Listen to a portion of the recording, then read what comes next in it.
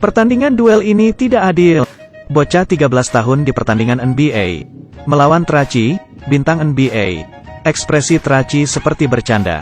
Tapi, si bocah dengan gesit. Dengan santai mencetak gol. Traci mulai serius. Tapi kali ini, si bocah dengan gesit menghindar. Mundur sedikit. Dan mencetak gol lagi. Penonton langsung bersorak-sorai kegirangan. Traci tertohok. Mukanya mau ditaruh di mana? Traci melepas jaketnya. Kali ini, ia waspada. Ia membiarkan Kelvin menyerang. Dalam sekejap, Kelvin melewatinya lagi. Melompat. Dan melakukan slam dunk. Penonton hening seketika. Mereka terbelalak kaget. Beberapa saat kemudian, mereka baru bersorak-sorai. Penonton berdiri dan menyoraki Kelvin. Traci si bintang NBA. Dipermainkan oleh bocah 13 tahun. Dia keren sekali. Semuanya bermula dari sepasang sepatu ajaib. Kelvin, seorang anak panti asuhan sangat menyukai basket. Tapi, karena ia pendek, ia sering dibully. Hingga suatu hari, biarawati membagikan sumbangan.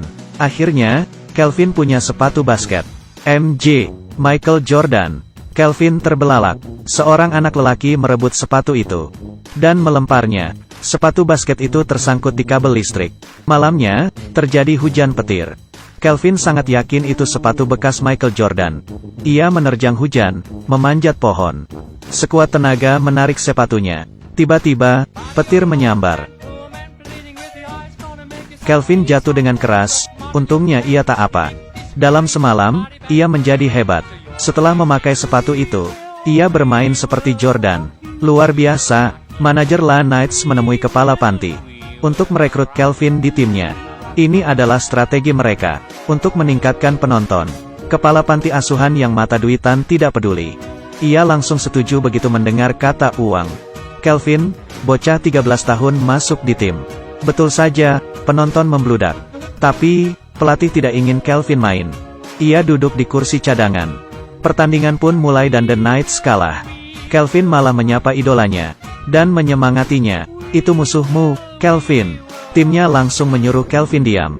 Melihat timnya gagal, pelatih minta istirahat. Pelatih membiarkan Kelvin main. Tapi, tidak bisa. Kelvin memakai sepatu baru yang lain. Kelvin didorong ke lapangan. Lalu, ia diberi bola. Semua orang bingung. Kelvin gugup, dan minta istirahat. Ia izin ke toilet dan keluar. Penonton memperhatikannya. Tak lama kemudian, Kelvin mengganti sepatunya dengan yang lama. Ia masuk ke lapangan. Kelvin mulai memimpin permainan. Bocah ajaib ini. Bocah 13 tahun ini mengejutkan seluruh NBA. The Knights yang tertinggal 27 skor. Dengan cepat mengejar. Kekuatan satu orang menyeimbangkan pertandingan. Kelvin duel dengan Iverson. Hingga Iverson emosi. Kidd juga dipermainkan. Hingga ia tak berdaya. Merebut bola Madi. Dan membuatnya bingung. Kontes dunk NBA. Kelvin melompat terbang dan gol. Bahkan pemain terkenal meminta tanda tangannya. Kelvin tanda tangan dengan malu. Tim Knights lanjut bermain. Kelvin main dengan lancar. Berkatnya, The Knights mulai melihat harapan. Hal itu membuat tim lawan gelisah. Saat pertandingan hampir mulai, tiba-tiba Kelvin minta tanda tangan musuhnya. Siapa kamu, maskot? Musuhnya mulai pemanasan. Tim Knights tidak tampak. Semua orang menunggu Kelvin mengerjakan PR. Bocah ini sungguh membuat emosi. Ada satu orang yang paling membenci Kelvin. Yaitu teman satu timnya, Traci. Saat pertama kali duel dengan Traci, ia dipermalukan. Sekarang, ia akan merebut kembali sinarnya. Pelatih bahkan menyuruh Traci tidur sekamar dengan Kelvin.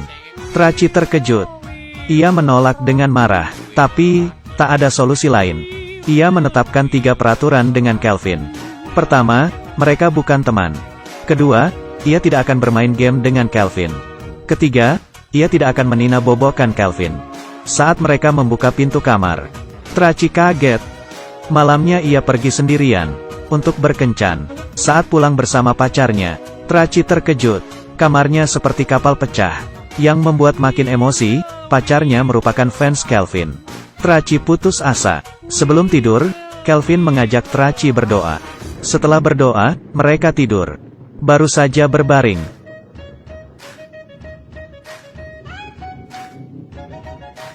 Hari kedua latihan, Traci lemas.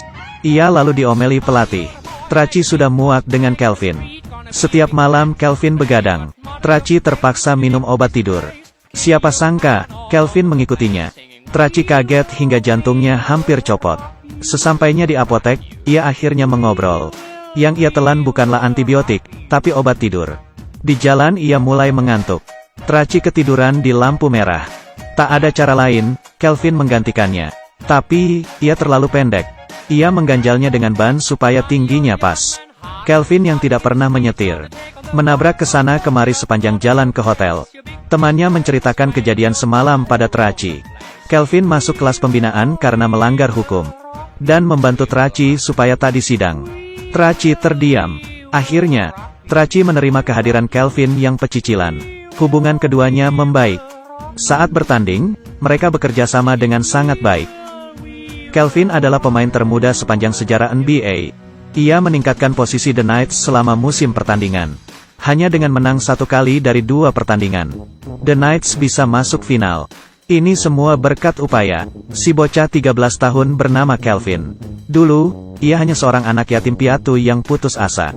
Mimpi terbesar anak panti asuhan adalah diadopsi. Tapi, tak ada yang mengadopsi anak yang sudah besar. Tapi, sepasang sepatu ajaib mengubah nasib Kelvin. Permainan Kelvin yang payah berubah drastis dalam semalam. Tak hanya jadi pemain The Knights, ia juga menggegerkan NBA. Keluarga yang ingin mengadopsi Kelvin bermunculan. Tapi, Kelvin hanya ingin kasih sayang yang sederhana. Kelvin membawa ayah Traci tanpa sepengetahuannya. Ia ingin Traci berbaikan dengan ayahnya. Traci marah dan mengusir Kelvin.